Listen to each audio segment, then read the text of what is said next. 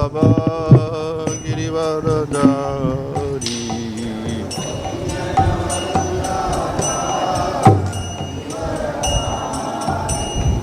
Yasodanandana Bratajannaranjana Jamunatira Vanachari Jamunatira Jaya Radha Madhava Kunja Vihari Jaya Radha Madhava Hare Krishna Krishna Krishna Hare Hare Hare Rama Hare Rama Rama Rama Hare Hare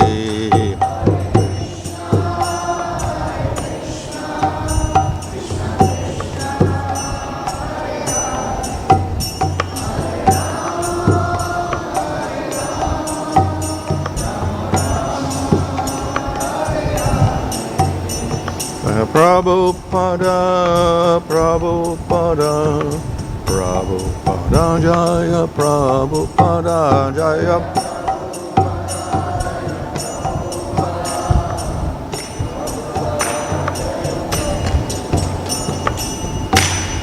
Bhagavatam, Mahārāja Jaya, also Sivadesi, Bhaktivedanta Samtara Prabhupada ki Jai, Go Premanandi.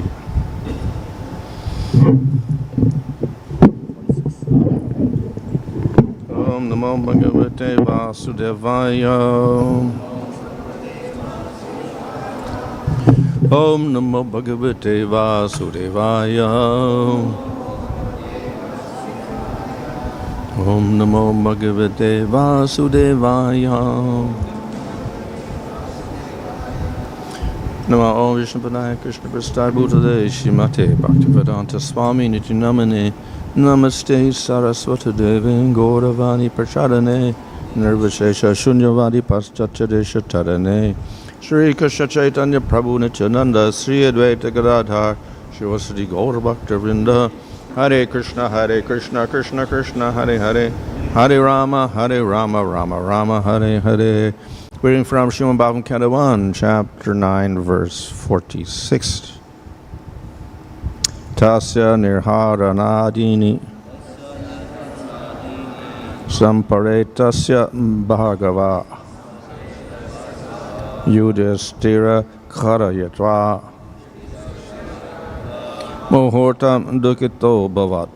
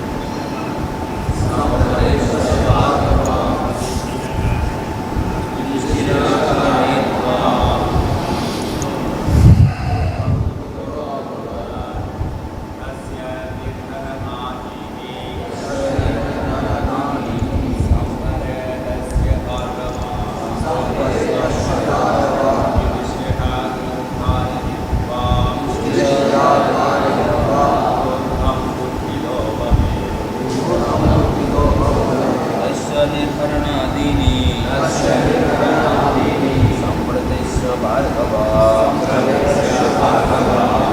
kārayitvā muhūrtaṁ duḥkhito bhavat tasya nirharaṇa-ādīni samparetasya bhārgava yudhiṣṭhiraḥ kārayitvā muhūrtaṁ duḥkhito abhavat.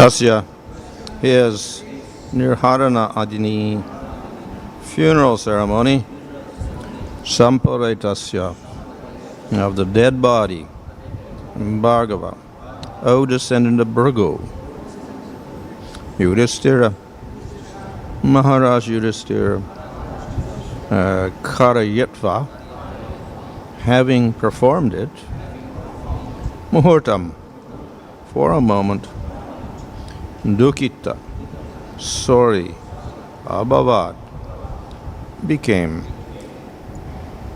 O descendant of Bhṛgu, Śaunaka, after performing funeral rituals for the dead body of Bhīṣmadeva, Mahārāja Yudhiṣṭhira was momentarily overtaken with grief. Purport, Bhīṣmadeva was not only a great family head of Mahārāja Yudhiṣṭhira, but also he was a great philosopher and friend to him, his brothers, and his mother. Since Mahārāja Pāṇḍu, the father of the 5 brothers headed by Mahārāja Yudhiṣṭhira, had died, Bhīṣmadeva was the most affectionate grandfather of the Pāṇḍavas and caretaker of the widow, daughter-in-law Kunti Devi. Although Mahārāja Dhṛtarāṣṭra, the elder uncle of Mahārāja Yudhiṣṭhira, was there to look after them, his affection was more on the side of his 100 sons headed by Duryodhana. Ultimately, a colossal clique was fabricated to deprive the 5 fatherless brothers of the rightful claim of the kingdom of Hastinapur. There was a great intrigue common in imperial palaces, and the 5 brothers were exiled to the wilderness. But Bhīṣmadeva was always a sincerely sympathetic, well-wisher grandfather, friend, and philosopher to Mahārāja Yudhiṣṭhira, even up to the last moment of his life. He died very happily to see Mahārāja Yudhiṣṭhira to the throne. Otherwise, he would have long ago quitted his material body instead of suffering agony over the undue sufferings of the Pāṇḍavas.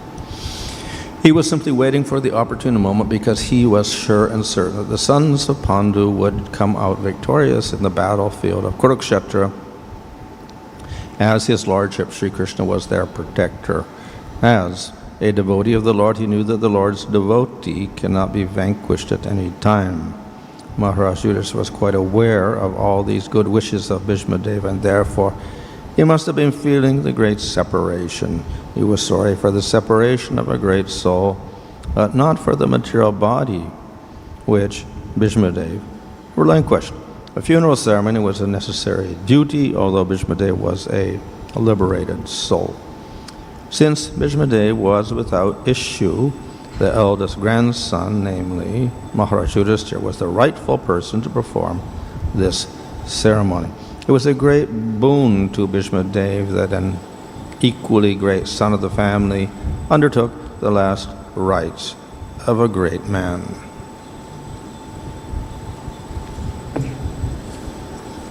So this is the story of the passing of Bhīṣmadeva, but in connection with the story of how Bhagavatam manifested. Is anybody there? விஷ்ணுதேவரின் மரணத்தை பற்றிய ஒரு கதையாக இது இருந்தாலும் கூட இது உண்மையில் பாகவதம் எவ்வாறு வந்தது என்பதற்கான ஒரு முன்னேற்பாடோ. So, of course, previous to this in the first canto, we have the story of how Narada Muni gave instructions to Vedavyas. முதல் சந்தத்தில் இதற்கு முன்பாகவே எவ்வாறு நாரத முனிவர் வேதவியாசருக்கு உபதேசங்களை வழங்கினார் என்பதை நாம் பார்த்திருக்கிறோம். And then Vedavyas taught Bhagavatam to Sukadeva. வேதவியாசர் சுகதேவருக்கு பாகவதத்தை கற்பித்தார். But who did Sukadeva teach Bhagavatam to? மற்றும் சுகதேவர் யாருக்கு பாகவதத்தை கற்பித்தார்? So this is the Bhagavatam that we have, that which Sukadeva spoke to Parikshit. இப்பொழுது நமக்கு இருக்கக்கூடிய பாகவதம் சுகதேவர் பரீட்சித்துக்கு பேசியதே ஆகும். So, in relation to the appearance of Parikshit and then the curse on Parikshit so that he was about to die, all the story of Yudhiṣṭhira, Bhīṣmadeva, and then finally Parikshit and the curse are being told. பரீட்சித்தின் தோற்றம், பிறகு சாபத்தின் காரணமாக அவர் மரணமடைய நேர்ந்தது, இதையெல்லாம் இப்பொழுது இந்த யுத்தம், அதற்கு பிறகு பீஷ்மதேவருடைய மரணம், இந்த விதத்தில் படிப்படியாக அது நமக்கு விளக்கப்படுகிறது. And finally, in the last chapter of the first canto, then finally Parikshit is lying there and Sukadeva appears. முதல் ஸ்கந்தத்தின் இறுதி அத்தியாயத்தில் பரீட்சித் காத்திருக்கிறார். அப்பொழுது சுகதேவர் அங்கு தோன்றுகிறார். And then he begins speaking Bhagavatam in the second canto. இரண்டாவது ஸ்கந்தத்திலிருந்து பாகவதத்தை சுகதேவர் பேச ஆரம்பிக்கிறார். So all of these chapters are more or less incidental. They're only leading up to discuss how Bhagavatam finally appeared through the conversation of Sukadeva Goswami and Parikshit. இவ்வாறு இதுவரை நாம் பார்த்த அத்தியாயங்கள் எல்லாம் ஒரு முன்னோடிகள் தான். எவ்வாறு பாகவதம் தோன்றியது, எந்த சூழ்நிலையில் பாகவதம் பரீட்சித் மகாராஜருக்கு சுகதேவரால் பேசப்பட்டது என்பதை விளக்கக்கூடிய வகையில் இந்த அத்தியாயங்கள் அமையும். Through these stories we can understand the great qualification of Parikshit Maharaj. இந்த கதைகளின் வாயிலாக பரீட்சித் மகாராஜனுடைய உன்னதமான குணங்களை நாம் அறிய முடிகிறது.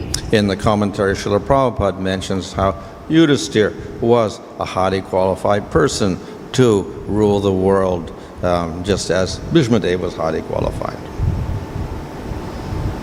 பிரபுபாதர் தன்னுடைய பொருளுரையில் எவ்வாறு யுதிஷ்டிர மகாராஜர் உன்னதமான தகுதிகளை பெற்றிருந்தார், எந்த அளவுக்கு பீஷ்மதேவருக்கு தகுதிகள் உள்ளனவோ அவை அனைத்தும் அவருக்கும் இருந்தன, எனவே உலகத்தை ஆள அவர் தகுதி பெற்றவர் என்று கூறுகிறார். And then finally it's described how Yudhiṣṭhira ruled, then he gave up the throne, and then he put Parikshit on the throne. மேலும் எவ்வாறு யுதிஷ்டிர மகாராஜர் ஆட்சி காலத்தை நடத்தி முடித்தார், அதன் பிறகு இறுதியில் அந்த ஆட்சி பொறுப்பை பரீட்சித் மகாராஜருக்கு கொடுத்தார் என்பது விளக்கப்படுகிறது. And thus Parikshit was highly qualified also. Parikshit மகாராஜரும் கூட மிக உயர்ந்த தகுதிகளை பெற்றிருந்தார். The only question is, how did Sukadeva, who was so renounced, speak Bhagavatam to a king? ஒரே கேள்வி, அனைத்தையும் துறந்திருந்த நிலையில் உள்ள சுகதேவர் எவ்வாறு ஒரு அரசனுக்கு பாகவதத்தை போதித்தார்? Of course he was a king, but he was highly qualified. ஆனால் அவர் அரசராக இருந்த போதிலும் உன்னதமான தகுதிகள் அவருக்கு இருந்தன. And he was so qualified that when he heard he was cursed, he gave up the kingdom immediately. எந்த அளவு தகுதி வாய்ந்தவர் என்றால், ஒரு சாபம் அவருக்கு கிடைத்த பொழுது உடனடியாக தன்னுடைய சாம்ராஜ்யத்தை துறந்தார். He was completely unattached to anything in the material world. ஜட உலகத்தில் எதன் மேலும் பற்றுதல் இல்லாமல் இருந்தார். But not only he was completely detached from the material world, he was completely attached to Krishna. ஜட உலக பற்றுதலை துறந்தது மட்டுமல்ல, அவர் கிருஷ்ணர் மேல் முழுமையான பற்றுதலை கொண்டிருந்தார். And that becomes evident as we hear the later stories in the first canto of Parikshit. முதல் ஸ்கந்தத்தில் வரக்கூடிய அத்தியாயங்களை படிக்கும்போது இது நமக்கு மிகவும் தெளிவாகும். And thus Parikshit was most qualified person to hear Bhagavatam from Sukadeva Goswami. இவ்வாறு சுகதேவ கோஸ்வாமியிடம் பாகவதத்தை கேட்பதற்கான அனைத்து தகுதிகளையும் பரீட்சித் மகாராஜா பெற்றிருந்தார். So this is the appearance of Bhagavatam within this material world. இந்த விதமாகத்தான் பாகவதம் ஜட உலகத்தில் தோன்றுகிறது. Of course, it was written by Vedavyas. அதை எழுதியவர் வேதவியாசர் தான். But it is celebrated because when it came from the mouth of Sukadeva in speaking to Parikshit, it became even sweeter. ஆனால் அது ஏன் கொண்டாடப்படுகிறது என்றால், சுகதேவரின் வாயிலிருந்து பரீட்சித் மகாராஜருக்கு அது பேசப்பட்ட பொழுது அது மேலும் இனிமையை பெற்றது. And thus, among all the Puranas that Vedavyas wrote, the Bhagavatam is most attractive because of its sweetness. இவ்வாறாக வேதவியாசர் பல புராணங்களை இயற்றிய போதிலும் பாகவதம் அதன் இனிமையின் காரணமாக உன்னதமான இடத்தை பெறுகிறது. And thus it has more commentaries than any other Purana. மேலும் மற்ற எந்த புராணத்தையும் விட பாகவதத்திற்கு அதிகமான உரைகள் எழுதப்பட்டிருக்கின்றன. So thus this whole first canto is here to, in one sense, a glorification of the unique position of Srimad Bhagavatam. இவ்வாறு பாகவதத்தின் இந்த முதல் ஸ்கந்தம் முழுவதுமே ஒரு வகையில் பாகவதத்தின் மகிமைகளை பாடக்கூடிய வகையில் அமைந்திருக்கிறது என்று நாம் கூறலாம். One point is, of its uniqueness, is that it points out Krishna as Swayam Bhagavan. அதன் ஒரு தனித்தன்மை என்னவென்றால் பகவான் கிருஷ்ணரே ஸ்வயம் பகவான் என்று நமக்கு எடுத்துரைக்கிறது. Secondly, it was delivered not through Vedavyas but through Sukadeva and became sweeter. மற்றொரு தனித்தன்மை அது வேதவியாசர் மூலமாக அல்லாமல் சுக்கதேவர் மூலமாக நமக்கு எடுத்துரைக்கப்பட்டது. அதனால் அது இன்னும் அதிக சுவையை பெற்றது. In this way, it became attractive to many ancient devotees, and thus they wrote commentaries.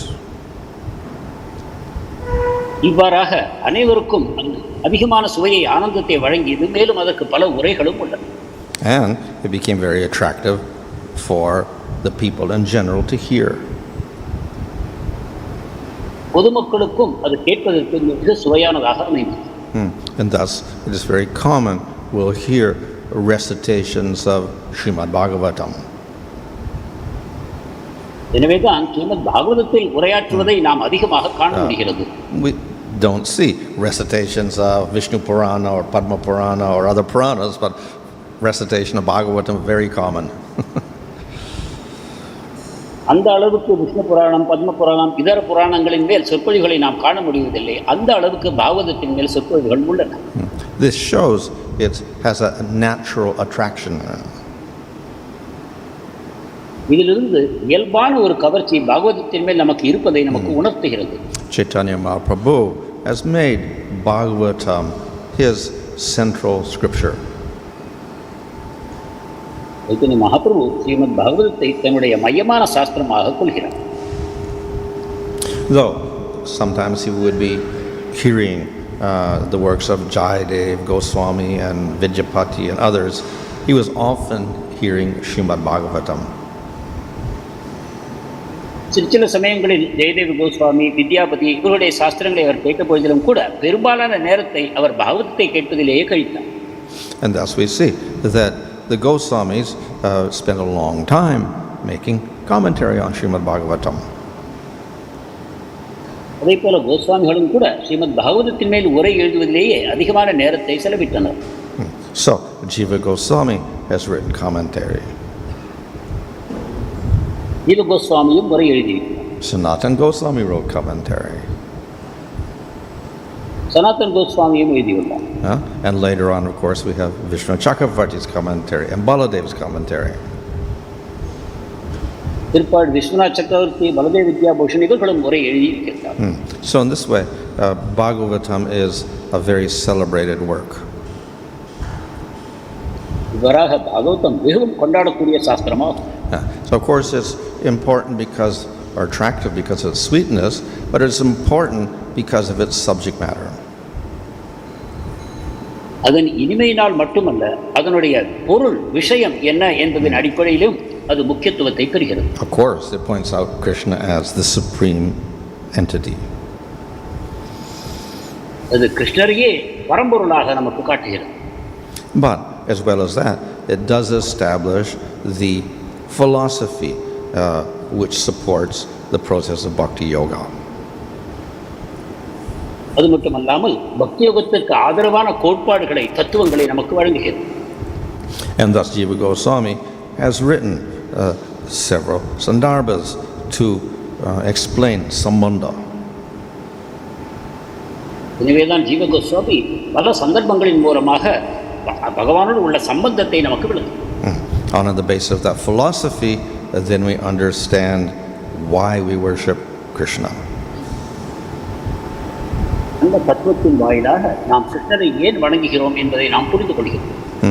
Then, of course, Jiva Goswami also explains how we worship Krishna in Bhakti Sandarbha.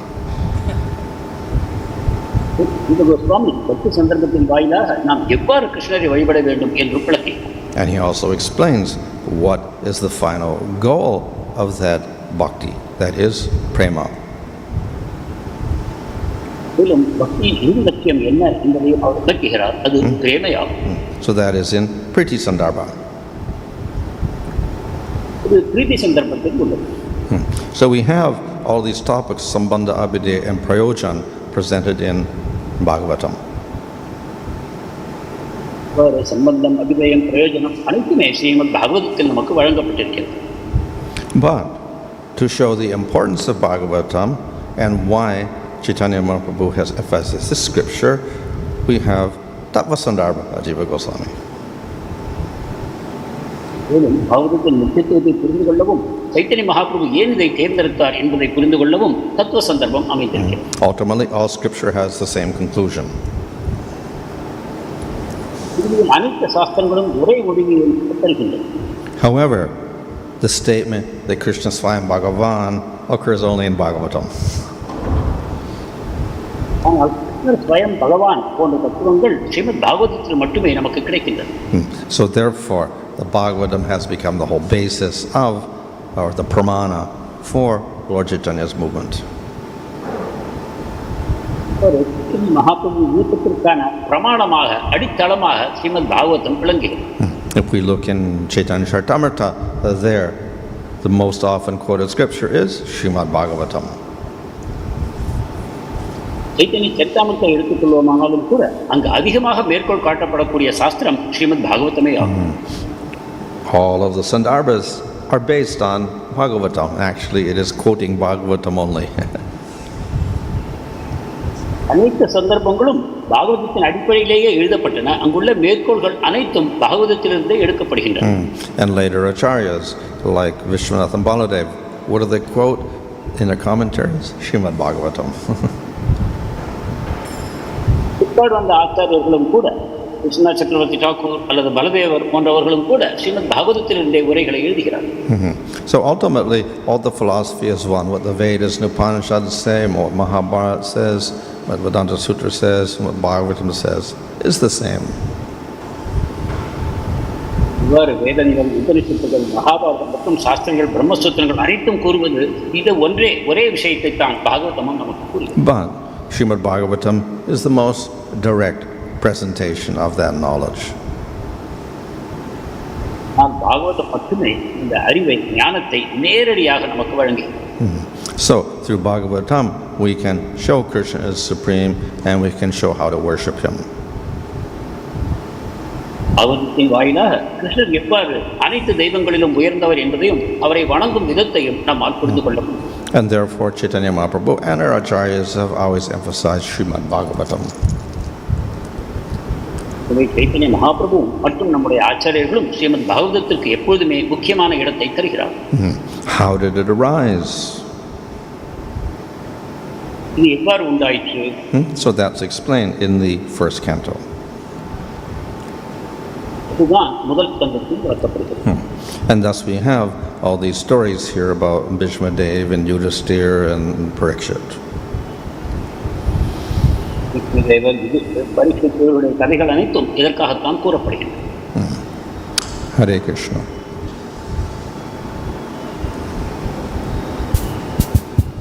Hare Krishna. Hare Krishna. So Maharaj, we see that, the first canto here explained that, is leading the conversation between Sukadeva and Parikshit Maharaj. So this is like a glorification of Srimad Bhagavatam. And what about these other books like Garga Samhita? We see there is a Harivamsa. Which category these books come? What? Which category that these two books like Garga Samhita and Harivamsa? This is also almost like a glorification of Krishna only. Harivamsa is considered to be part of Mahabharata. And Garga Samhita, our acharyas don't mention. So maybe it was a later work. We don't know. It's not mentioned by our acharyas.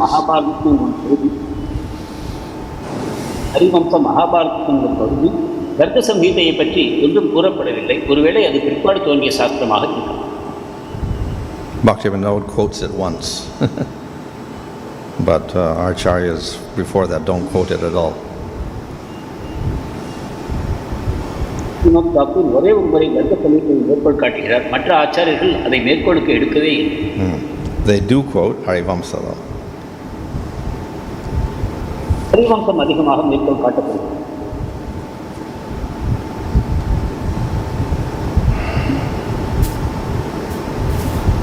Maharaj, we see that the jiva enters the material world only because of the misuse of free will, and the jiva continues to suffer in the material world because of the misuse of free will. Although the suffering comes through different personalities like family members, why in Srimad Bhagavatam in 5th canto the family members, relatives are very much condemned, like they are compared to jackals, vultures? If the suffering of the jiva is only because of the jiva itself, why the other persons are condemned in 5th canto of Bhagavatam? ஜீவன் தன்னுடைய சுதந்திரத்தை துஷ்பிரயோகம் செய்வதனால்தான் இந்த ஜடோலகத்தில் வந்தோம். மேலும் இங்கு நாம் இருப்பதன் காரணமும் அதுவே ஆகும். என்றால் எதற்காக குடும்ப அங்கத்தினர்களை மேல் பலவிதமான குற்றங்கள் பாகவதத்தின் 5வது ஸ்கந்தத்தில் கூறப்படுகின்றன. நாம் தான் பொறுப்பு என்றால் அவர்களை ஏன் பொறுப்பாக்குகிறோம்? Here it says muhūrtaṁ duḥkhito bhavat. He was momentarily sad. ஒரு கண நேரம் மகாராஜர் கவலையில் ஆழ்ந்தார் பீஷ்மதேவரின் மரணத்திற்கு பிறகு. In 10th canto of Bhagavatam, when the demon showed that Krishna's father Vasudeva had been killed, beheaded I think it was, then Krishna was momentarily also grieving. பாகவதத்தின் தசமஸ்கந்தத்தில் கிருஷ்ணனுடைய தந்தை வசுதேவர் கொல்லப்பட்டார் என்ற அந்த அசுரன் போலி மாயை உண்டாக்கும் பொழுது கிருஷ்ணரும் ஒரு கணம் கவலையில் ஆழ்ந்து போனார். So these are appearances in the material world. ஜடவுலகத்தில் உள்ள தோற்றங்களே ஆகும். For instance, here we have Yudhiṣṭhira also grieving for all the people who died in the Battle of Kurukṣetra. யுத்தத்தில் இறந்து போன அனைவருக்காகவும் யுதிஷ்டர் கவலைப்படுவதை நாம் காண்கிறோம். So yes, in one sense, the devotee is very compassionate. At the same time, he realizes nobody dies. ஒரு விதத்தில் பக்தர் கருணை வாய்ந்தவராக இருக்கிறார். அதே சமயம் யாருக்கும் மரணம் இல்லை என்பது பக்தருக்கு தெரியும். Furthermore, these great devotees have eternal bodies, so they're not a jiva passing from body to body. They eternally have a spiritual body. மேலும் இந்த உயர்ந்த பக்தர்கள் எப்பொழுதுமே தங்களுடைய ஆன்மீக சரீரத்தை பெற்றிருக்கிறார்கள். சாதாரண மக்கள் ஒரு உடலிலிருந்து இன்னொரு உடலுக்கு போவதை போல் அவர்களுக்கு நிகழ்வதில்லை. அவர்களுடைய சரீரம் நித்திய சரீரமாகும். So therefore, whatever grief they manifest is not material grief. எனவே அவர்கள் வெளிப்படுத்தக்கூடிய துக்கம் பௌதிகமான துக்கம் அல்ல. Of course, in the spiritual world, there's also lamentation. உண்மையில் ஆன்மீக உலகத்திலும் துக்கம் என்பது உண்டு. A moment's separation from Krishna is lamentation. இதோடு ஒரு கணம் பிரிந்தாலும் கூட அது ஒரு புலம்புதலை உண்டாக்கியது.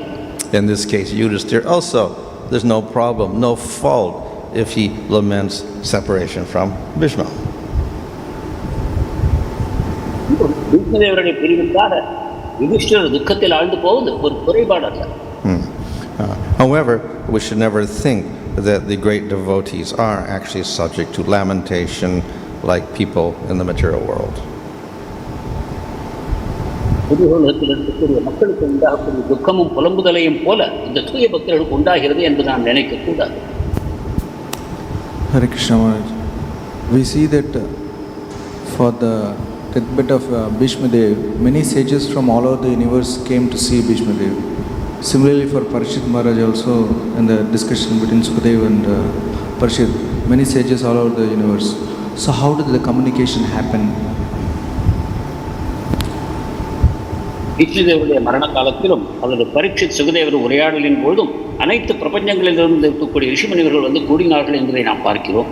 இவர்களுக்கு எவ்வாறு தொடர்பு ஏற்படுகிறது, செய்தி தொடர்பு? Well, the great sages and the devatas have better communication than we have. தேவர்கள் ரிஷி முனிவர்கள் அனைவருக்கும் நம்மை விட மிகச்சிறந்த செய்தி தொடர்பு சாதனங்கள் உள்ளது. We see that Yamaraj witnesses all your activities all the time. All the billions of jivas, he's witnessing all their activities. பற்பல கோடிக்கணக்கான ஜீவராசிகளுடைய செயல்பாடுகள் அனைத்தையும் யமதேவர் எப்பொழுதும் பார்த்து கொண்டிருக்கிறார் என்று கூறப்படுகிறது. Devatas are giving you the results of karma. தேவதைகள் நம்முடைய கர்மாவின் பலன்களை வழங்குகிறார்கள். Therefore, the devatas and the great sages have much broader intelligence and knowledge than we have. தேவதைகளும் யுக்திகளுக்கும் நம்மை விட அதிகமான பரந்த ஞானம் உள்ளது.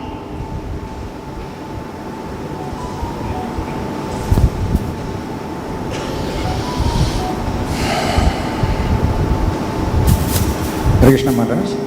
Maharaj, you said that Bhagavatam is recited more than other scriptures, and we see in Kali Yuga the common people recite Vishnu Sahasranam more often than Bhagavatam. How we can understand this, Maharaj? பாகவத்தை விடவும் கூட கரிகால மக்கள் அதிகமாக விஷ்ணு சஹஸ்ரநாமத்தை படிக்கிறார்கள். இதை பற்றி சிறிது விளக்கலாமா? Well, of course, Vishnu Sahasranam is one part of Mahabharata. உண்மையில் விஷ்ணு சஹஸ்ரநாமம் மகாபாரதத்தின் ஒரு பகுதி. And we don't see people reciting the whole Mahabharata so often. Mahabharatam முழுவதுமே மக்கள் பாராயணம் செய்வதை நாம் பார்க்கவில்லை. And even Ramayana, also very great, but it's not recited so often as Srimad Bhagavatam. ராமாயணமும் கூட ஒரு உன்னதமான நூல் தான். ஆனால் ஸ்ரீமத் பாகவதத்தை போல அந்த அளவுக்கு ராமாயணம் படிக்கப்படுவதை நாம் காண்பதில்லை.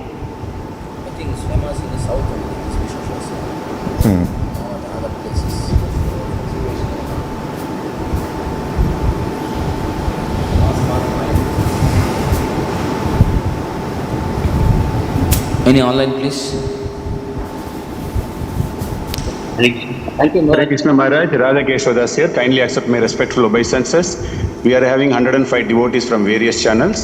A question from Bhaktimayi Mataji. Why Krishna favored Arjuna and not Bhīṣmadeva, though both of them are pure devotees of Lord Krishna? Despite Krishna was not willing to win the battle, he was not in favor. Whereas Bhīṣma Pitama was assuring Duryodhana that he will fight vigorously to win. கிருஷ்ணர் அந்த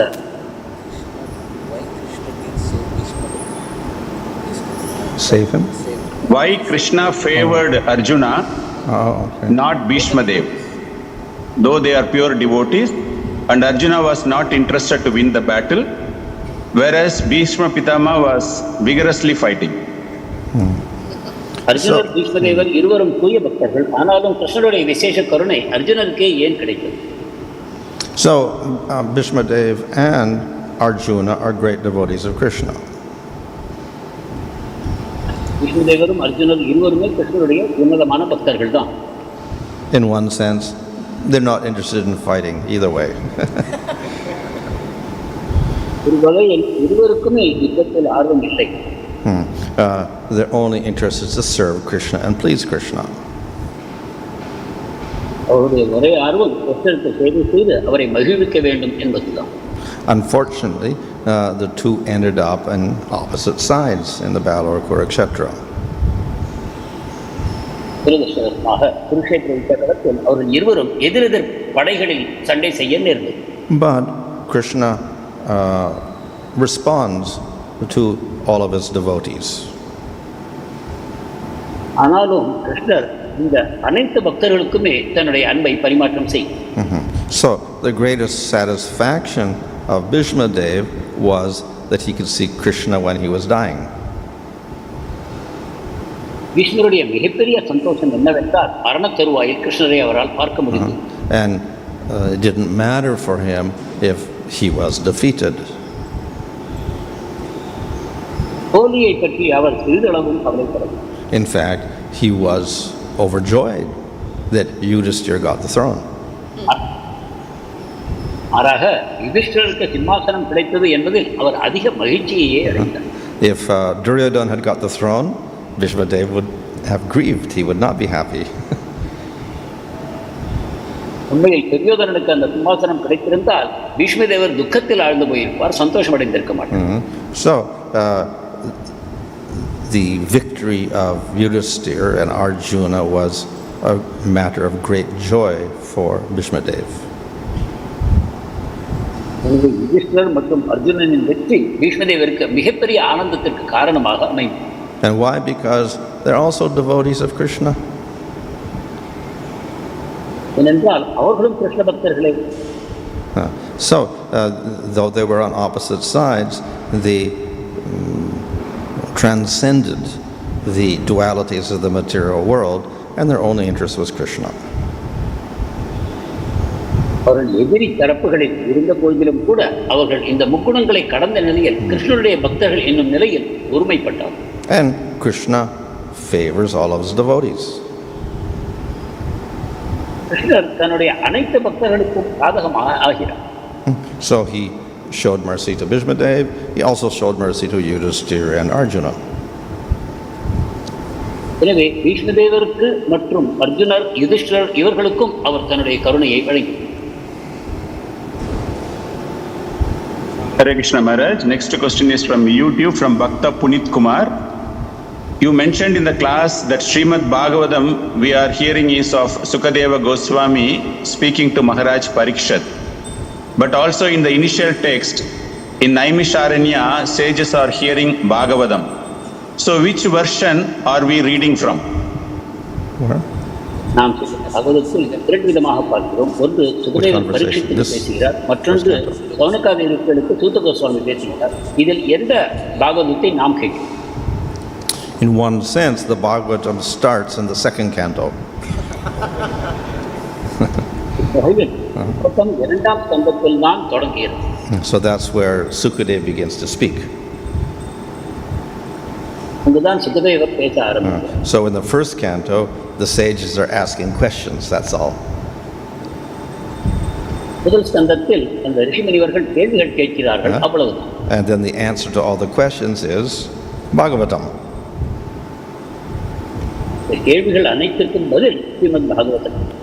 So of course one can argue therefore first canto and last part of 12th canto are not Bhagavatam.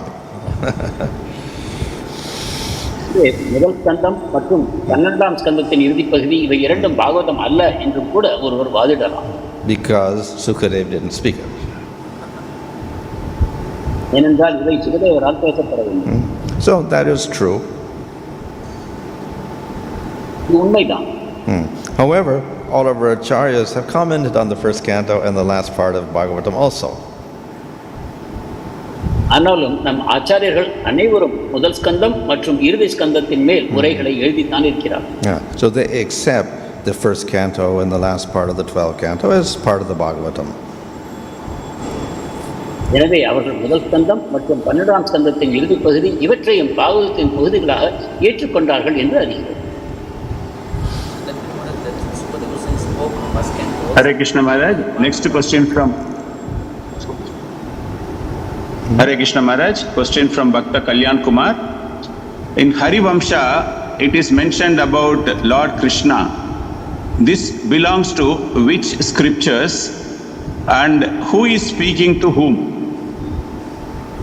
Harivamsa உண்மையாக கிருஷ்ணனின் வரலாறே உள்ளது. இது வேத இலக்கியங்களில் எந்த பகுதியை சார்ந்தது? Can you repeat your question, please? Where's Harivamsa from? It's from Mahabharata. Harivamsa considered is part of talking Mahabharata.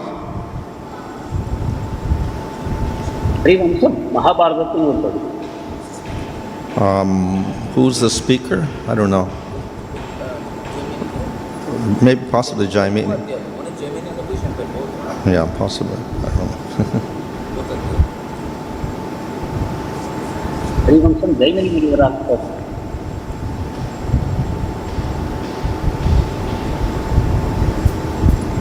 No further question in the online, Maharaj. Maharaj, this, regarding this last one, see, we know that Bhagavatam means 12 canto or 18,000 verses.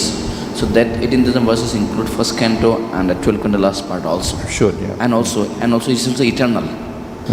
That means what Sukadeva Goswami said to the Parikshit Maharaj, we know that he spoke Bhagavatam. Can you say also he also spoke first and 12 last part of the 12 canto? No. Well, first canto is a conversation of Sutta Goswami and the sages of Naimisharanya, and then Sukadeva begins speaking after that. So this is like an introduction to the Bhagavatam, but it's accepted as Bhagavatam because it's the introduction. Eternity remain, because it's eternal scriptures. It's eternal scriptures. We say Bhagavatam 18,000 verses. Oh, well, of course, all scripture is eternal in the sense that it is, let's say, the essence, the meaning is the same. Bhagavatam 18,000 ஸ்லோகங்களை கொண்டது என்று கூறப்படுகிறது. அப்பொழுது முதல் ஸ்கந்தம் 12ஆம் ஸ்கந்தம் அனைத்தையும் சேர்த்துத்தான் 18,000 ஸ்லோகங்கள் வருகிறது என்றால் எவ்வாறு நாம் முதல் ஸ்கந்தம் அதன் பகுதி அல்ல என்று கூற முடியும் என்பது கேள்வி. அதற்கு மகாராஜன் கூறிய பதில், அந்த சாரம் இருக்கும் வரைக்கும் அவை அனைத்தும் நித்தியமான சாஸ்திரங்கள் என்றுதான் கொள்ளப்படுகின்றன. எனவே பாகவதத்தின் சாரம் இந்த 12 ஸ்கந்தங்களிலும் இருக்கிறது என்னும் காரணத்தை நாம் அறிந்து கொள்ள வேண்டும். However, the Puranas, Itihasas, and Smritis are not considered eternal in the same sense because they appear in everyday Brahma, but words can be changed, incidents may be slightly different. ஆனால் புராணம், இதிகாசங்கள், ஸ்மிருதிகள் இவை அனைத்தும் நித்தியமானவை என்று நாம் கொள்ளப்படுவதில்லை. ஏனென்றால் பிரம்மாவின் ஒவ்வொரு தினத்திலும் அவை தோன்றுகின்றன. அவ்வாறு தோன்றும் பொழுது அவற்றில் உள்ள வார்த்தைகள், சிற்சில வார்த்தைகள் மாறக்கூடும். And thus the Bhagavatam has many details, but in some Puranas, Mahabharata, some details may be different because they're coming from different days of Brahma or whatever. மேலும் பாகவதத்தில் சில விவரங்கள், கதைகள் இருக்கக்கூடும். அவை மகாபாரதத்தில் இருக்கும்பொழுது அவை சில விதங்களில் மாறுபடக்கூடும். ஏனென்றால் அவை வேறு வேறு காலங்களிலிருந்து வருகின்றன. Maharaj, in Bhagavad Gita, like first 6th chapter and the last 6th chapter is covering of gold. Like in middle chapter is like gold, and first 6th chapter and last 6 chapters of covering. Like that Bhagavad also, then first canto and last canto is like covering, we can consider. Well, it's not explained like that in a sense, but because this is concerning the Bhagavad Gita, where the main topic bhakti is in the middle. And here in Bhagavatam, more or less, the bhakti is all over.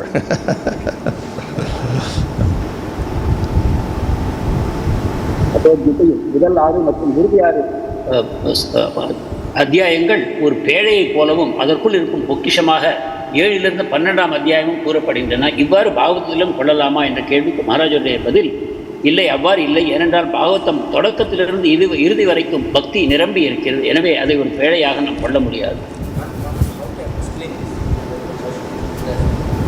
That second canto of Srimad Bhagavatam said, Dashamitya Vishuddhartam Navanamiha Lakshanam. Because it's only the to enhance or to read the 10th canto of Srimad Bhagavatam, these other cantos are given to release the 10th canto. So how to understand this? How to understand this? Dashamitya Vishuddhartam Navanamiha Lakshanam. That to read the 10th canto, other 9 cantos or other cantos are given. So how to understand this statement regarding this? Because ultimately this, one should read the 10th canto. One should read the 10th canto of Srimad Bhagavatam. Because Dashamitya Vishuddhartam. One should read the 10th canto. It means to study the 10th canto, release Srimad Bhagavatam, Krishna's pastime. That is the ultimate goal of the Srimad Bhagavatam. Yeah. So first 10 is leading to 10th canto, correct? Ultimately. Yeah. So according to this, his question, that 10th canto is like a cream of the Srimad Bhagavatam. Okay, yeah.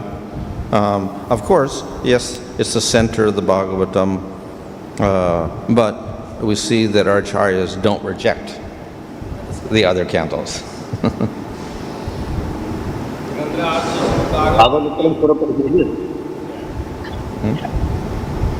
So, the other cantos are dealing with the other subject matters, sarga, visarga, sthana, the other 9 topics, which should be included in a Purana. So therefore Bhagavatam deals with these, but relates it to Krishna. பகவத்தின் முதல் 9 ஸ்கந்தங்கள் 10வது ஸ்கந்தத்துக்கு நம்மை அழைத்துச் செல்கின்றன. 10வது ஸ்கந்தத்தில் ஸ்வயம் பகவானை பற்றிய விஷயங்களை நாம் பார்க்கிறோம். ஆனால் முதல் 9 வாயிலாக மற்ற பகவானுடைய இறுதி அந்த ஸ்தானம், போஷணம் போன்ற விஷயங்கள் அனைத்தும் நமக்கு விளக்கப்படுகின்றன. இவற்றை படித்து இறுதியில் நாம் 10வது ஸ்கந்தத்தில் பரமபுருஷ பகவானை பற்றி பார்ப்போம். Hare Krishna.